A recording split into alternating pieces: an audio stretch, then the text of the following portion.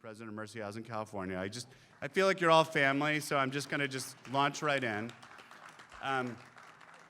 But we're on because of COVID, we're on this very strange schedule where we didn't do a lot of building openings or groundbreakings for a while, and then suddenly we have one seemingly like every other week, which is a great thing.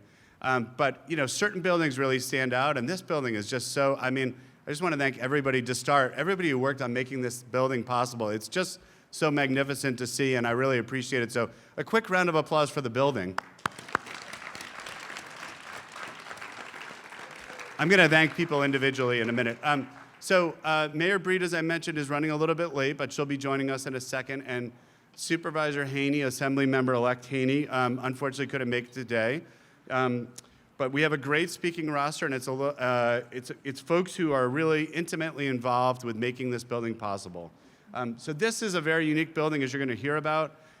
Although it operates like many other permanent supportive housing communities that we work on with Episcopal Community Services, how it came together is really quite different, and the partnership, the public-private philanthropic partnership that made this happen is unlike anything Mercy's ever been a part of. And so I just want to say from the start how much we appreciate having been invited into this work by all the partners you're going to hear from today.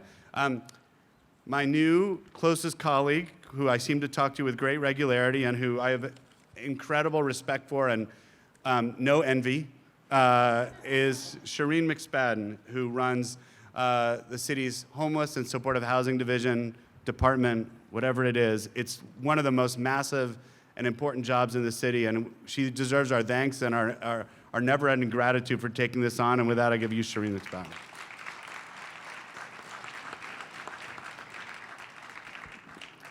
Doug, thank you so much, and thank you for your partnership. I just want to say how exciting it is to have a very, very positive news story this week. And I want to start by thanking the new residents of the Tahanan. This is a beautiful building, and it shows what we can do when we come together as partners. And the partners in this particular building, it's just a massive undertaking. It's a massive number of partners and really exciting innovation. So I just want to thank Mercy Housing, San Francisco Housing Accelerator Fund, Tipping Point Community, City Community Capital, Episcopal Community Services, and all of the number of other supporters who came together to make this happen. Again, I want to thank the residents who chose to live here, and I want to thank the staff at HSH, at the Department of Housing and the Department of Homelessness and Supportive Housing, for the hard work they did to make this happen as well. This really shows what we can do if we come together. This shows the best of San Francisco. We are innovative. We care deeply about the core issues that affect us in the city. And, this is something that hopefully we can replicate, maybe not exactly like this, but really the important thing is that we came together as partners, and we can do that to create other like housing opportunities for people. As of today, 147 residents now call this building home. So I just want to thank all of you for, really for me being able to be part of this process, and I'm very excited to see us do some other projects together. Thanks so much.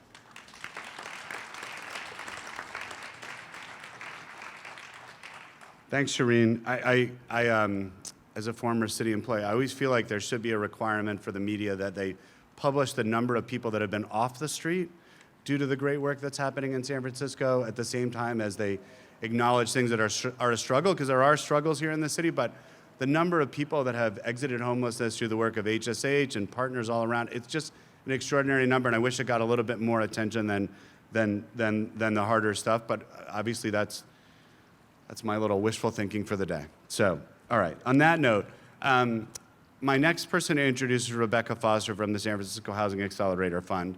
I think, like many of you, I met Rebecca when she was just conceiving of the idea of the Housing Accelerator Fund, was talking about it. We were like, what is this thing going to be? I have almost never seen an organization have such a meteoric impact on public policy as the Housing Accelerator Fund, and it's just a tribute to Rebecca and Kate and the whole team, and So happy that you invited us to join this, and please come up and say a few words. Thanks, Doug. Thanks, Director McSpadden. Good morning, everyone, and special good morning, especially to the residents of Tahanan. Welcome home to this beautiful building today and every day.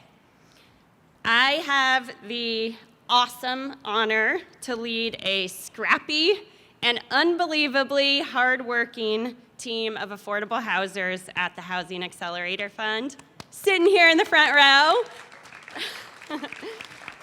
And as Doug said, the city helped design and launch what we call the HAF in 2017 to explore and implement solutions to our most challenging housing delivery problems.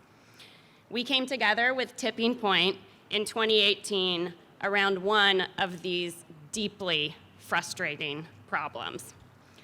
We know that supportive housing is one of the most effective ways to end chronic homelessness.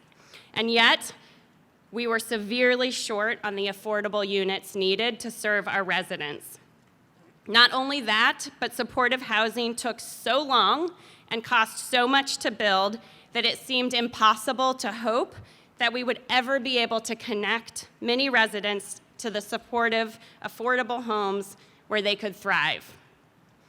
We have all together been part of the hand-wringing and analysis about the layers of regulatory burden and the complexities in financing affordable housing that result in projects costing upwards of $700,000 a unit and taking over 7 years to build on a good day. What we haven't had is the living, breathing proof that there is a better way. 3 years ago, where we're standing this morning, where you're sitting this morning, was a parking lot zoned for light industrial use. The fact that we are now looking at a 145-unit, beautiful and permanently affordable building, came from so many of the amazing people here today being both fed up and deeply committed and optimistic. Our team's collective North Star was that we could and we must construct quality, affordable housing in under 3 years and for less than $400,000 a home. The path from parking lot to Tahanan took a lot of elbow grease and creativity. We utilized new tools like SB 35 and 100% union modular construction built here in the Bay Area to expedite the process. We leveraged philanthropic capital to do what it does best, catalyze bold solutions. And we created a model where our public dollars could be used as efficiently as possible once they came in post-construction. As a result of our incredible speed and cost effectiveness, we were competitive at a time when many projects in San Francisco have not been for a tax credit investment of over $21 million for this project, alongside the $34 million in bond proceeds. Our cost savings and financing approach gives our city some very critical wins. First, the city didn't have to invest a dime in the construction of this building until after it was fully occupied with residents. No site acquisition, pre-development, or construction risk. Second, the city will pay less than $1,000 per unit per month to cover the capital costs of this brand new building, less than the city pays for many master leases for SROs. But here, we're ensuring permanent affordability and quality homes with best-in-class nonprofit management from Mercy and services with Episcopal Community Services. We all know how critical it is to have a home that feels like a home. At Tahanan, we are able to provide amenities like this sunny courtyard, private bathrooms, elevators, at the same cost to the city as older buildings without those amenities. Third, permanent affordability. Mercy owns this building, and in 30 years, the HAF will also transfer the ownership of this land over to the city. And finally, because of our speed and financing success, 2 months after we issued the bonds for this project, we were able to dedicate over $20 million of that philanthropic capital revolved out of Tahanan, plus another $60 million of HAF's capital to secure the city's first 2 home key hotel acquisitions. True and lasting innovation isn't just about ideas. We have a lot of those in San Francisco. True innovation requires pairing the belief that there can be a better way with the perseverance and the grit required to make it real.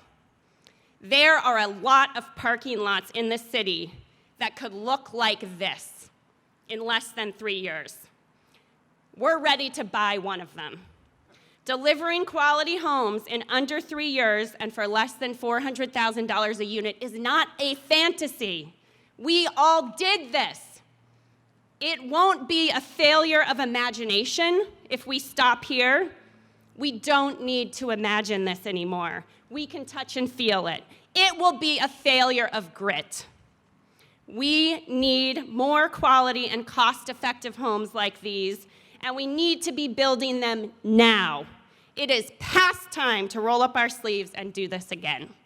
Thank you.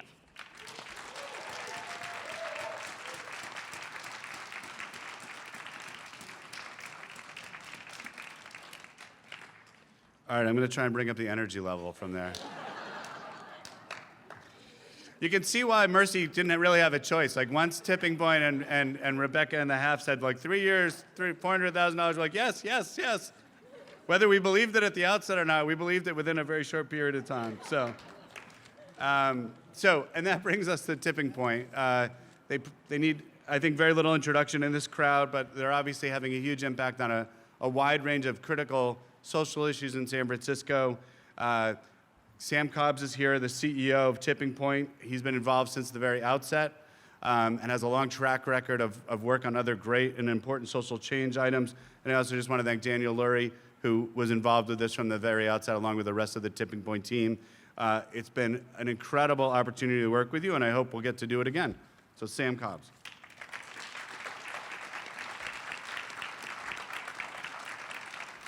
Hello, and we've done quite a few of these over the last as we've opened back up, and it feels like I'm always between you hearing from the mayor. And so I'm going to cut my comments a little bit brief today so that we can hear from our mayor, London Breed. First, I want to thank Doug, as I'm thrilled to be here today for the opening of Tahanan. This is a big day. The only day to me that was bigger than this was when Andrea and Rebecca sent me pictures of the residents receiving their keys, which I actually think are codes, to get into their place when people moved in here. And I also have to start by saying a huge thank you, because none of this would be possible without the incredible generosity of Charles and Helen Schwab.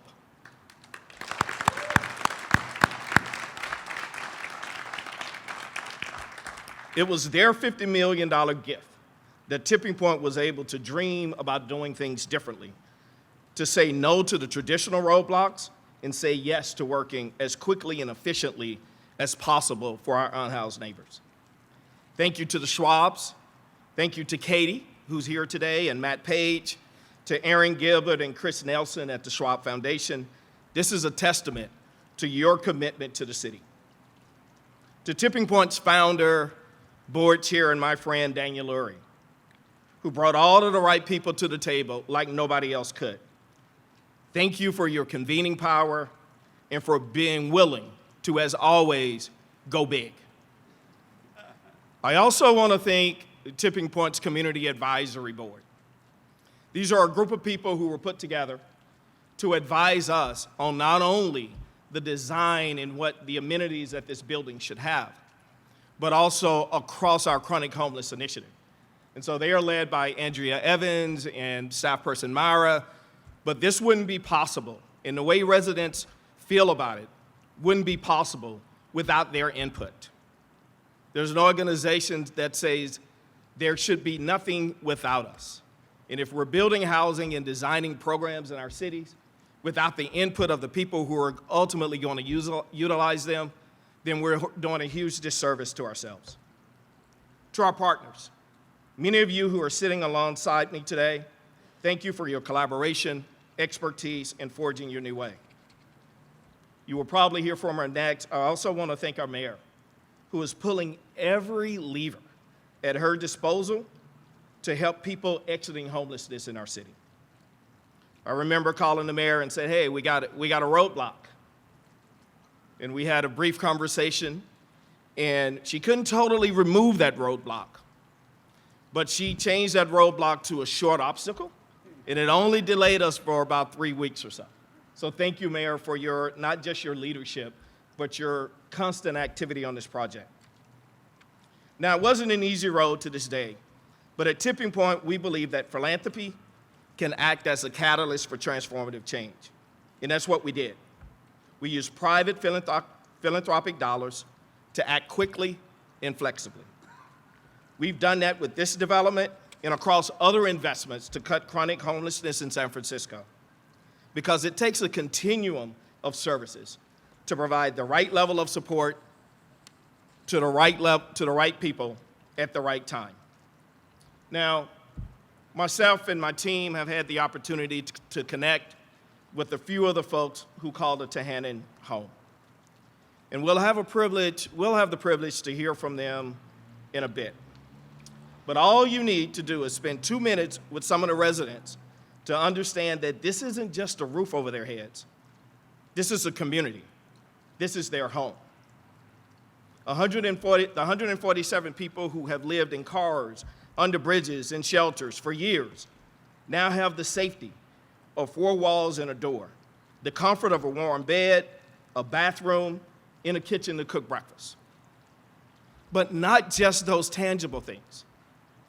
They get to come home to something that is beautiful. I've always said that people respond to the expectations of their surroundings around them.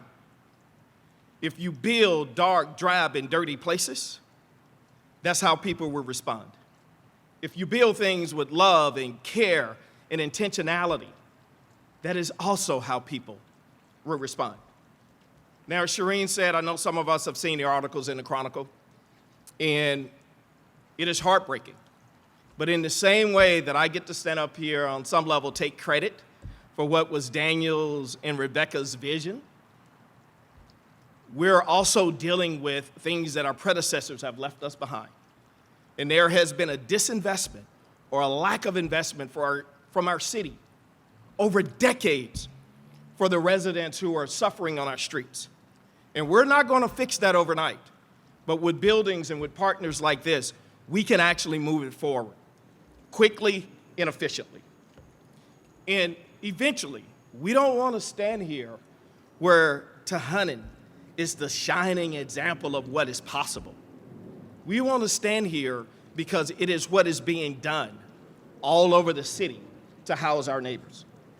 At Tipping Point, with the faith of Charles and Helen, we put in the philanthropic capital, we've de-risked it. We've shown that it can be done. We didn't do it just to show that it could be done. We did it because we wanted others to come behind us and not just follow in our footsteps, but to improve on what it is that we've done. And so that's what innovation is about, and that's what Tipping Point is about. I'm so thrilled to see the new residents here today. I wish them lots of health, happiness, and good times. And for those of you who are living here, who have left your friends out on the street, what I'm going to continue to do and push with you is that this, again, is not just one sample, but that we're doing this over and over and over again until this becomes the rule and not the exception. Thank you.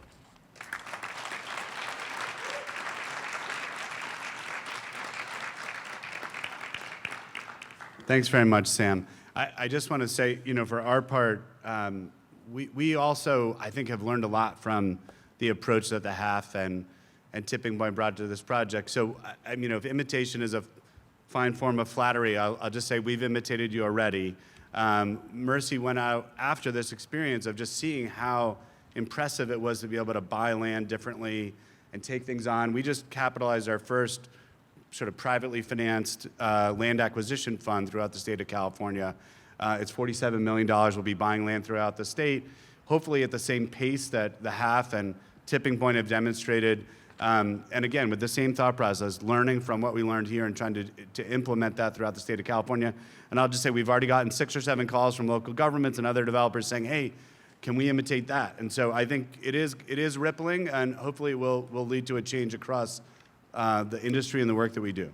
All right. So with that, okay. All right. So with that, it is my pleasure. She needs no introduction. Hopefully she's getting to do this with great regularity. The hardest working mayor in America, London Bree.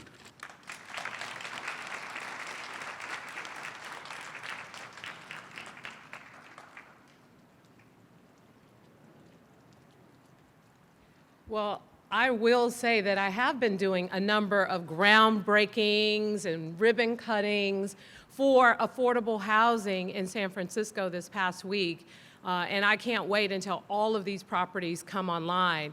But it's always really special to show up to a place where residents have already had the opportunity to move in. And I can't be more grateful, especially to Tipping Point. And I remember when I was on the Board of Supervisors and Daniel did come to me with this project. And he had talked about, because I was asking him for a lot of other things, and he's like, well, I gotta raise the money to get this building done. And I remember I kept pressuring you to help support what I wanted to do, specifically in District 5, but you were determined to make this project happen. And I know it must feel absolutely wonderful to be here today and to see Sam help to carry it over the finish line, because it was a lot of challenges, a lot of heartache in the process. Here in San Francisco, when I first became mayor, I set a clear goal. And that goal looked at all of the money we were spending to help support people who were unhoused, and also look at the services, the issues, the challenges, and we put together a homeless recovery plan that targeted some of our need to provide supportive housing like this site. So about 2 years ago, we looked at whether or not we invested in this type of housing. Yes, we build affordable housing. We're not necessarily building it at the rate that we should, but we set a goal to add 1,500 units of new permanently supportive housing to our portfolio, which is the largest expansion in 20 years. And not only today have we met that goal, but this year we will exceed that goal with 1,000 units in the pipeline. So we're talking about 2,500 new units of permanently supportive housing in our portfolio. So it's not just about housing someone, it's about providing the services and the resources that people need in order to stay housed, in order to stay healthy, in order to get the services that they need to live a life that is thriving and a life that they can enjoy. And that's what we are trying to do every day with the work that we do in the City and County of San Francisco. But it is the City and County of San Francisco. It is a bureaucratic structure. It does take, a whole long time to even talk about whether or not we keep a Ferris wheel in Golden Gate Park, or just conversations about things that involve city government, sadly, sometimes get in the way of its own desire to help people. And the fact that this project came together because it started with a vision from Tipping Point of wanting to do more and to partner with us. These public-private partnerships have been so critical to the success of these projects, but also working with the Accelerator Fund to provide the seed money and to move this project forward using modular construction. We would have not been able, this project would not probably even have broken ground by now had we gone through our typical city structure to make it happen. Not only did this project break ground, but the construction continued throughout the pandemic because we understood the importance of getting this housing built, getting these doors open, because we're talking about people's lives who unfortunately were struggling on our streets. I don't think there's anyone in this city who doesn't want to see people who are out there struggling housed in a good situation, in a place to call home where they can take care of themselves. And what we have had to do in San Francisco is adapt to the reality of the challenges that is not one size fits all. It is not just putting a roof over someone's head or offering someone housing. It's looking at the entire person and the challenges that could be mental health or substance use disorder or even loneliness from missing family and friends. There's so many different things we all have had to struggle and deal with during this pandemic, and so we can empathize with the challenges that exist, which makes housing like this so much more important. So I'm grateful, and I'm grateful that, Doug and I do this a lot. And Doug used to work for the Mayor's Office of Housing when I was an intern. Yes, I'm way younger than you, Doug. Maybe I was working as a staff person at that time. And I know his passion is this work, and so when he went over to work at Mercy Housing, I couldn't be more thrilled because I knew he knew what it meant to deal with the challenges of the city, but also how to be an effective partner in getting these projects done and supporting the community that we want to serve. And so having these extraordinary partners, the philanthropic partners, the various organizations, it really does take a village. And the village that came together to make this happen, 145 units with 147 residents, is just something that everybody here can be so very proud that this city has been able to produce because of the amazing people that want to see good things happen for other people's lives. And I couldn't be more honored to be mayor and to serve in this capacity when we're making magic happen. So thank you all so much for being here, and I look forward to more projects like this to come, so let's get busy.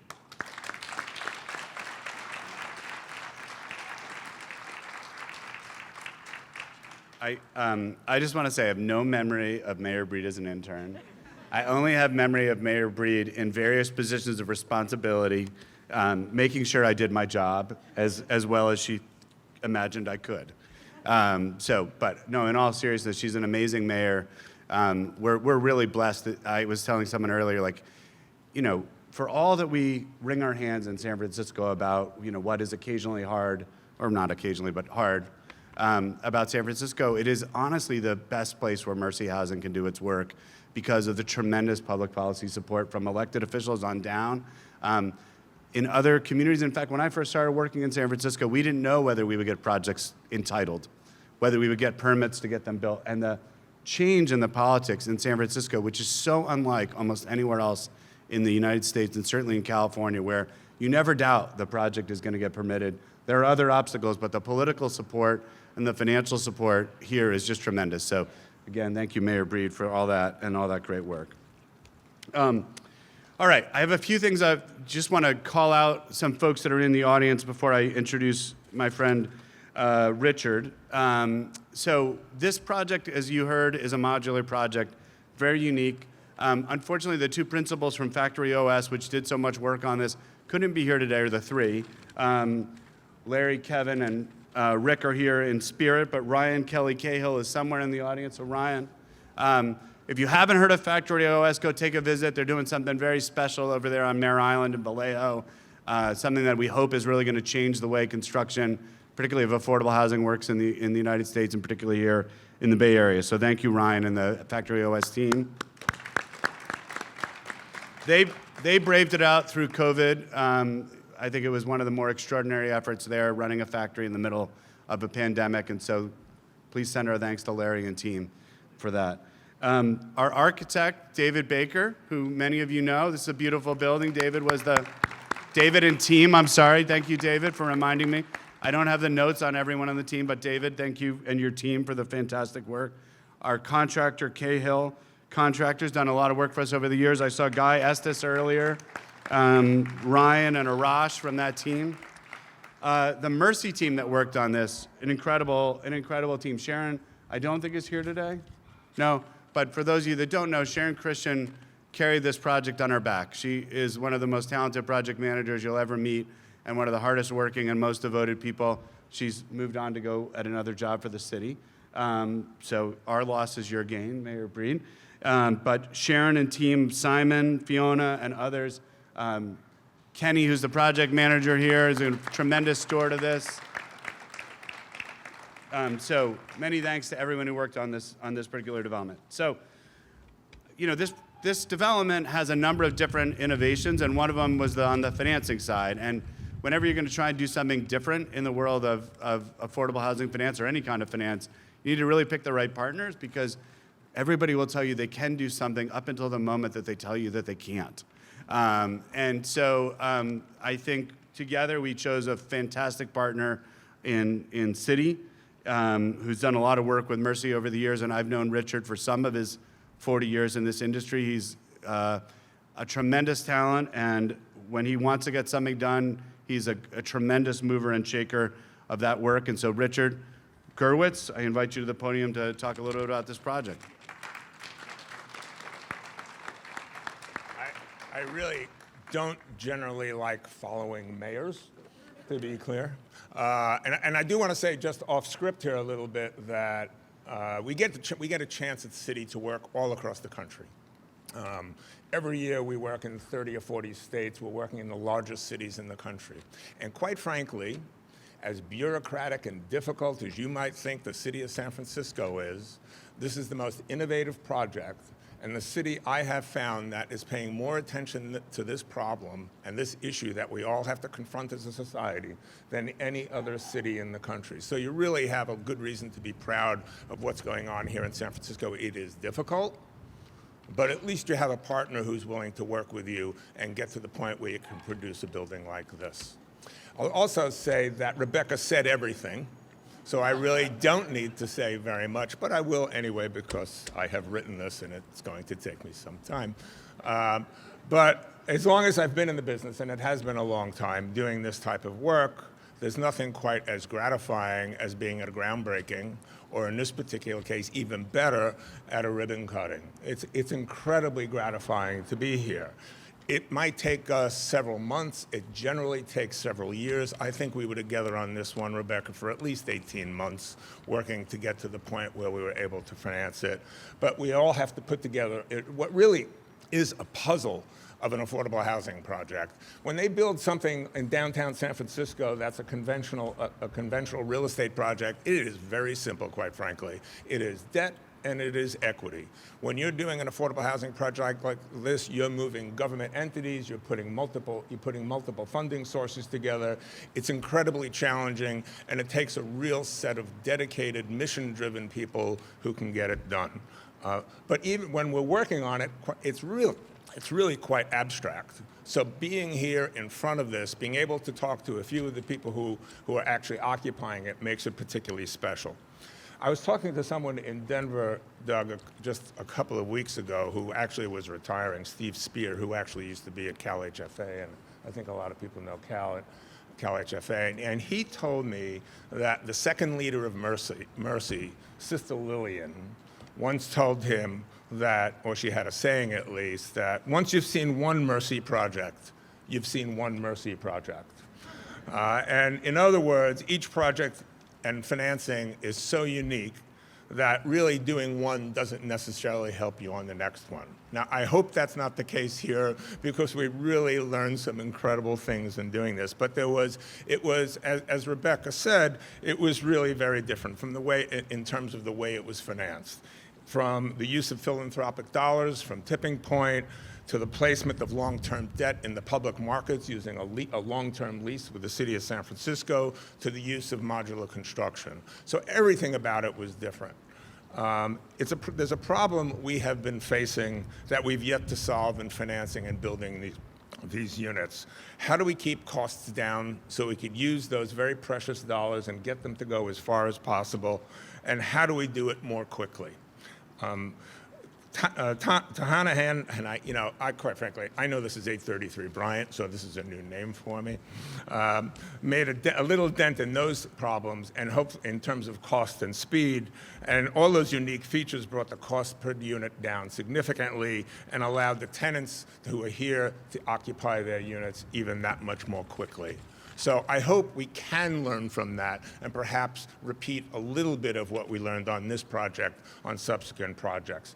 It's also my job to tell you how great Citi is, by the way. So I'm going to tell you that we had a lot of roles in this project. We were the construction lender, we were the low-income housing tax credit investor, and we also structured and placed the long-term bonds. Those are an unusual set of roles for us. Interestingly, we were also an early investor in Factory OS, and we really support Factory OS's plan to their whole program of trying to develop building housing faster and less expensive. And I agree with Doug. If you can get up and see the factory, it's one of the most interesting and exciting things you can possibly do. So I really encourage you to do it. And I do want to thank a couple of people who are here: Alex Zaman, Deborah Saunders from our public finance group, Jonathan Bloom, who was our public finance,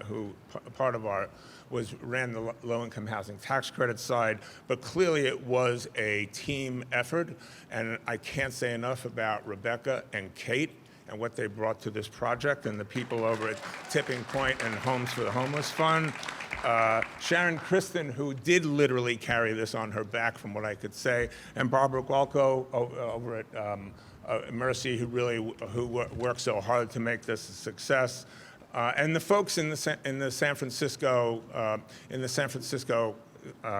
Office of Public Finance, the Mayor's Office of Housing, and the City Attorney's Office, and also, as I recall, Gigi Whitley put in a lot of effort on this to make sure that we got this done. It was a real team effort, and we're really pleased to be a part of it. Thank you very much.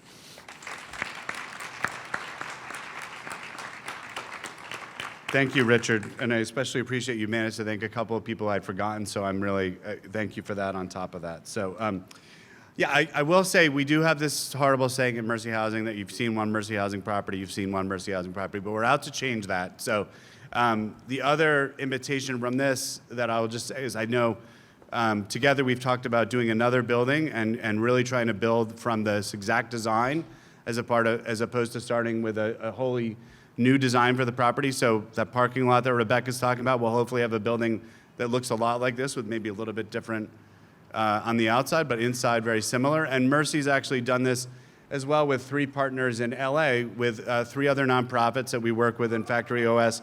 We've created a kind of standardized permanent supportive housing unit plan and building plan. And we're building 5 replica buildings that are exactly the same across 3 different developers in the city of LA to kind of demonstrate, I think, what you said, Richard, and what we started here in San Francisco is the power of trying to reproduce something that works well like this. So hopefully in a couple years, Richard, you'll say, you've seen one Mercy building, you've seen them all. So, or maybe not, but all right. Enough on that. All right. So one of the things that I think makes our work easier in San Francisco is the incredible partnership that we have both at HSH and with Mercy specifically with Episcopal Community Services. So when we were asked to consider working on this project, or we invited to work on this project, one of the first things we said was, well, we'd love to work on it and we'd love to have Episcopal Community Services be the service provider because they are really top in class at this work. I'm pleased to introduce Chris Calandrio, who's the Chief Program Officer for our great partner at ECI. Hopefully I didn't butcher your name. No, that's great. Good afternoon, almost. Beth Stokes, our Executive Director, is on your program. She sends her regrets. She was not able to join us this morning. I'm Chris Calandrello, the Chief Program Officer for ECS. We want to thank Mayor Breed for her commitment to our unhoused neighbors and the ongoing commitment to permanent supportive housing. Housing is the solution to homelessness, and the services that we provide allow people to sustain their housing ongoing. So it's really important. We also want to thank everyone on the panel. Mercy Housing, the Housing Accelerator Fund, Tipping Point, the Mayor's Office, HSH, and all of the other partners that made this possible. It's pretty amazing. We also want to thank Mercy Housing for their longtime collaboration. We work in many different buildings together, and we'll be opening a new building that's also modular design this summer at 1064 Mission Street. We'll be welcoming 256 folks home to that new building. Modular is a new successful building mode, and thank you, Rebecca, you were very articulate in describing the value of it, so thank you. The services we bring include substance use support, mental health support, and everyday support. One of the stories that I have as a housing case manager, a resident asked me to help him fold a fitted sheet. Something so simple, but if you can't do it, and you've never seen anybody do it, it's a joy, and we get to have those daily joys with people. And because of the support of the city and because of the support of these partnerships, we have the privilege of moving into the future with the residents that are here and working with them every day. So we appreciate everyone, and we appreciate the opportunity to be a part of this. Thank you.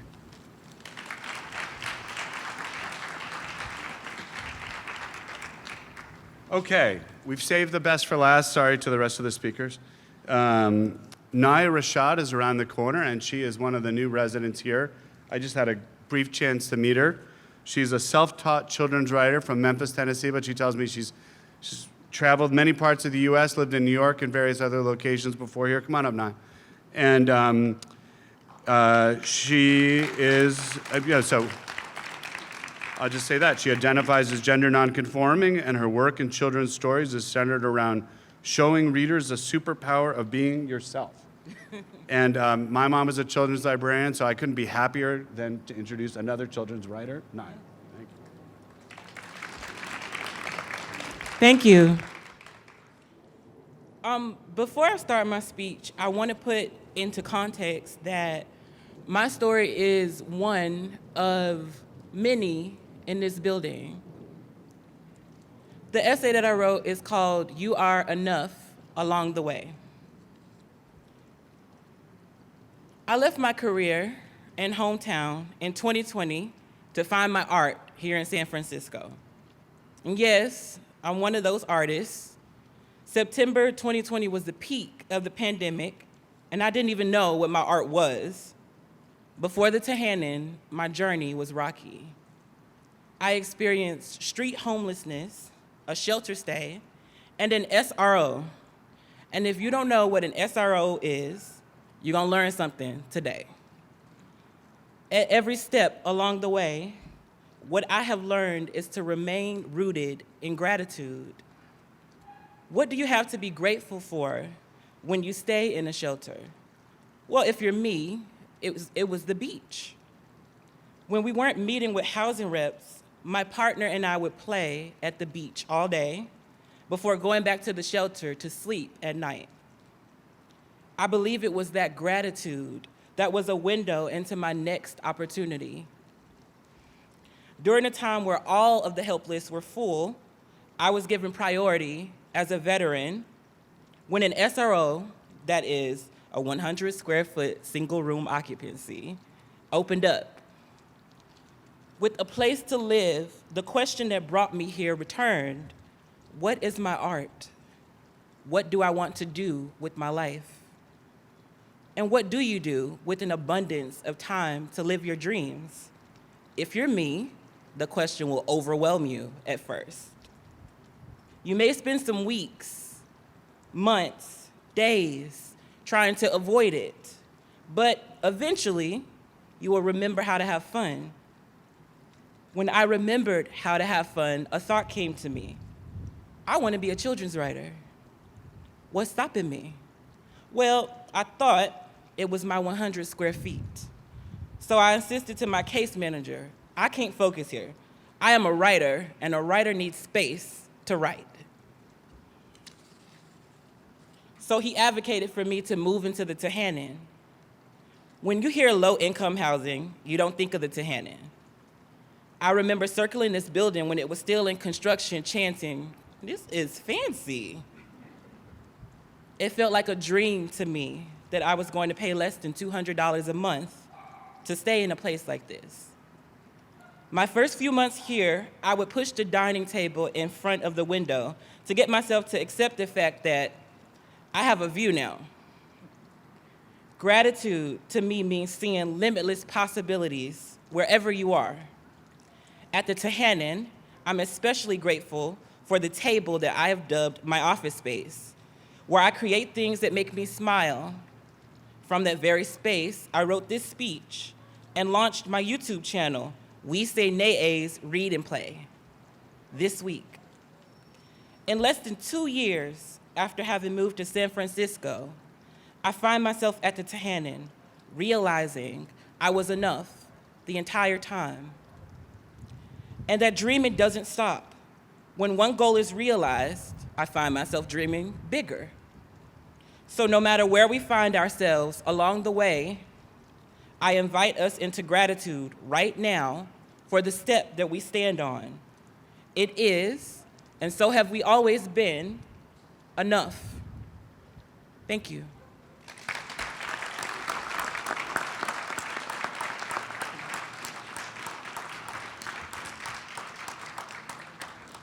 Thanks so much, Naya.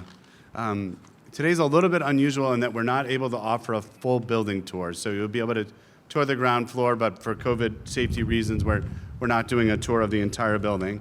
I also want to thank Monica Young, who I always forget to thank. They do a great job on all these events. So Monica, you're here somewhere. Thank you very much. We're going to do a ribbon cutting with the speakers right after this. But I just want to end with a prayer that we have at Mercy Housing. I'm unused to saying the word prayer. I'm not a deeply religious person necessarily, but I find that this particular one really resonates with me, and it's resonated at Mercy Housing for many years. And I think for those of us that have worked on this project, it's going to make a lot of sense in this context. So, may you have discomfort at easy answers, half-truths, and superficial relationships, so that you will live deep in your heart. May you have anger at injustice, oppression, and exploitation of people on earth, and courageous wisdom to work for justice, equity, and peace. May you have compassion for those who suffer, moving you to reach out your hand in comfort and support. And may you have the foolishness to think that you can make a difference in the world, a foolishness that empowers you to do the things which others say cannot be done. So thank you very much, everybody. Enjoy the rest of your day, and hopefully we'll see many more of these buildings to come.